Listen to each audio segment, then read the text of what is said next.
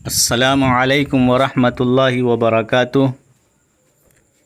سکشمتا پریکشا دینے والے اساتذہ کرام اور میٹرک کے اسٹوڈنٹس، آج ہم بات کرنے والے ہیں مکاتب شہباز کے سلسلے میں۔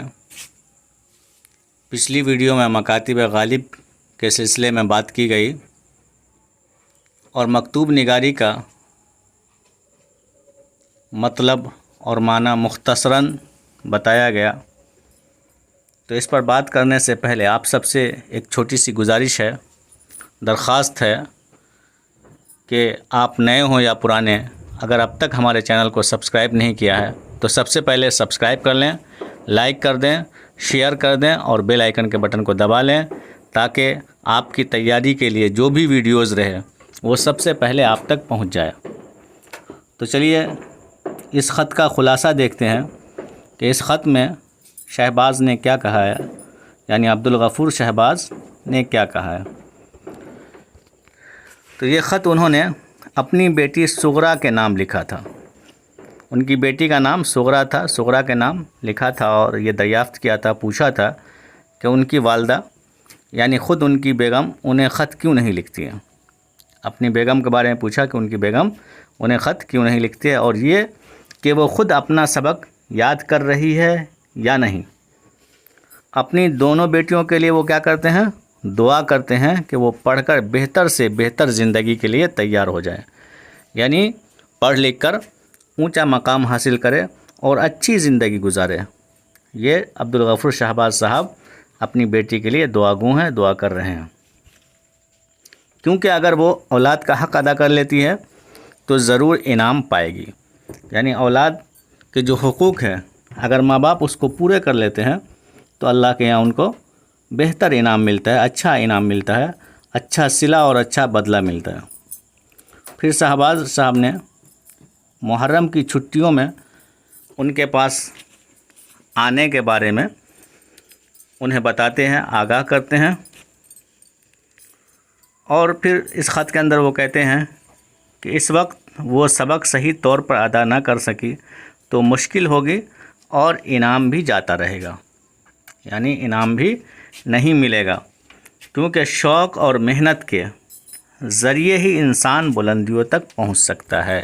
یعنی انسان اپنے ٹارگٹ کو، اپنے مقصد کو، اپنے ہدف کو شوق اور محنت سے حاصل کرتا ہے۔ جب انسان محنت کرتا ہے اور اس کے اندر لگن ہوتی ہے، سچی لگن ہوتی ہے اور شوق بھرا ہوا ہوتا ہے تو اس کی محنت ضائع یعنی برباد نہیں ہوتی ہے۔ اللہ پاک محنت کرنے والوں کی محنت کو کبھی برباد نہیں کرتے، بلکہ اس کا صلہ اسے ضرور ملتا ہے اور مل کر رہتا ہے۔ شہباز صاحب اپنے بارے میں کہہ رہے ہیں کہ کسی زخم کی وجہ سے وہ پریشان ہیں، مگر ابھی انہیں آرام ہے۔ انہیں کوئی زخم ہو گیا تھا جس کی وجہ سے، زخم کی تکلیف کی وجہ سے انہیں پریشانی محسوس ہو رہی تھی، لیکن اب آرام ہے ان کو۔ خط اس لیے بھی بہت صاف صاف انہوں نے لکھا تھا کہ ان کی بیٹی اسے شوق سے اور جلد سے جلد پڑھ ڈالے۔ یعنی انہوں نے جو اپنی بیٹی کے نام خط لکھا تھا وہ بالکل صاف صاف لکھا تھا کہ بیٹی شوق سے، ذوق سے، اور انہیں پڑھنے میں کسی طرح کی کوئی دقت اور دشواری نہ ہو، آسانی کے ساتھ وہ پڑھ سکے اور اسے کسی کی مدد بھی پڑھنے میں نہ لینی پڑے، کسی کے مدد کی ضرورت نہ پڑے، پڑھنا ان کے لیے بالکل آسان ہو جائے۔ تو اس سبق کے اندر، یعنی اس خط کے اندر جو ہے شہباز صاحب نے جو کچھ لکھا ہے اور اپنی بیٹی سے خط کے ذریعے سے جو گفتگو کیا ہے، اس گفتگو کا نچوڑ اور خلاصہ آپ کے سامنے پیش کیا گیا ہے، اور اس ویڈیو کے اندر آپ کو عبدالغفور شہباز صاحب کا جو خط ہے اور ان کی زندگی کے جو حالات ہیں، یعنی ان کے جو پرسنل حالات ہیں، ان سے آبجیکٹیو کوسچن بتائے جائیں گے اور اس کے آنسر بھی بتائے جائیں گے۔ تو آپ سب اسے دھیان سے، غور سے پڑھیں گے اور ذہن نشی کر لیں گے تاکہ امتحان میں آپ کو کسی قسم کی کوئی دقت اور پریشانی نہ ہو اور آسانی کے ساتھ آپ ایگزام دے سکیں۔ تو چلیے اس کا عنوان دیکھتے ہیں۔ یہ مکتوب نگاری ہے اور اس کے مکتوب نگار کون ہیں؟ شہباز صاحب، یعنی شہباز صاحب کا خط ہے۔ مکاتیب شہباز یعنی شہباز صاحب کے خط میں سے یہ خط ہے۔ معروضی سوالات و جوابات ہیں، یعنی آبجیکٹیو کوسچن آنسر ہے۔ تو کوسچن آنسر شروع ہونے والے ہیں۔ پہلا کوسچن دیکھتے ہیں۔ سوال ہے، شہباز صاحب کہاں کے باشندہ تھے؟ یعنی کہاں کے رہنے والے تھے۔ باشندہ کا مطلب کہاں کے یہ نواسی تھے، رہنے والے تھے۔ تو اس کا جواب ہے باڑھ۔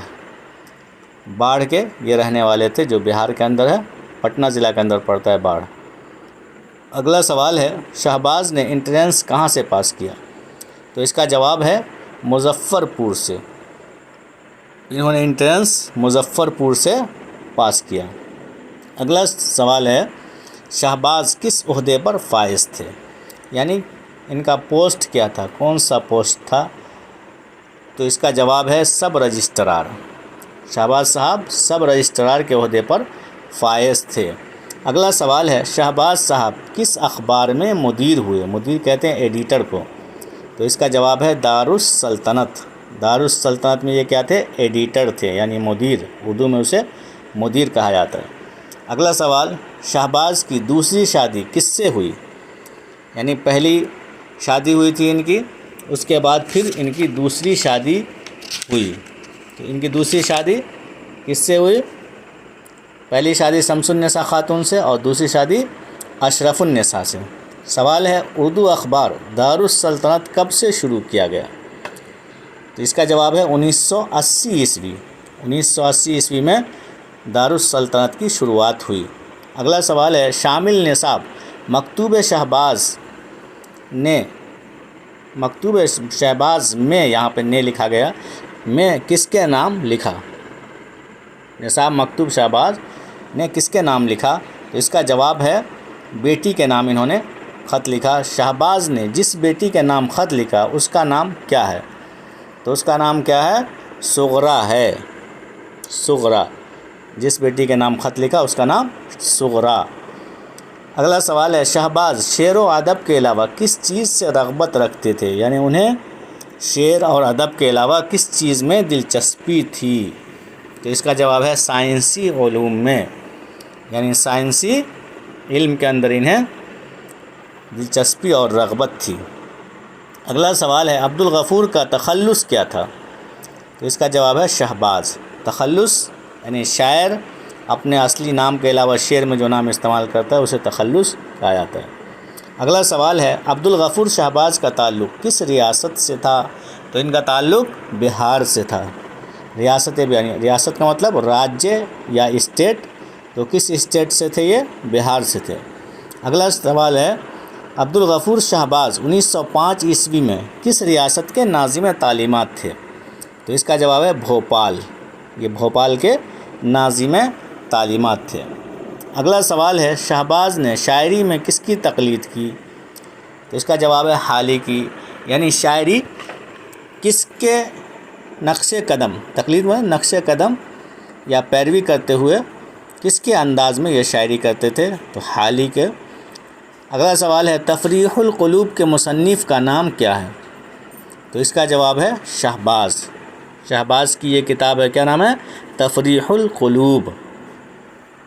اگلا سوال ہے، بھوپال پہنچ کر کس عہدے پر فائز ہوئے؟ یعنی یہ بھوپال گئے تو انہیں کون سا عہدہ، کون سا پوسٹ ملا؟ تو اس کا جواب ہے ناظم تعلیمات۔ ناظم تعلیمات۔ اگلا سوال ہے، شہباز کی وفات کب ہوئی؟ تو اس کا جواب ہے 1908 عیسوی میں شہباز کی وفات ہوئی۔ اگلا سوال دیکھتے ہیں، ایسٹ انڈیا کمپنی کے زیر اہتمام کون اخبار جاری ہوا؟ تو اس کا جواب ہے دارالسلطنت۔ دارالسلطنت ایسٹ انڈیا کمپنی کے زیر اہتمام جاری ہوا تھا۔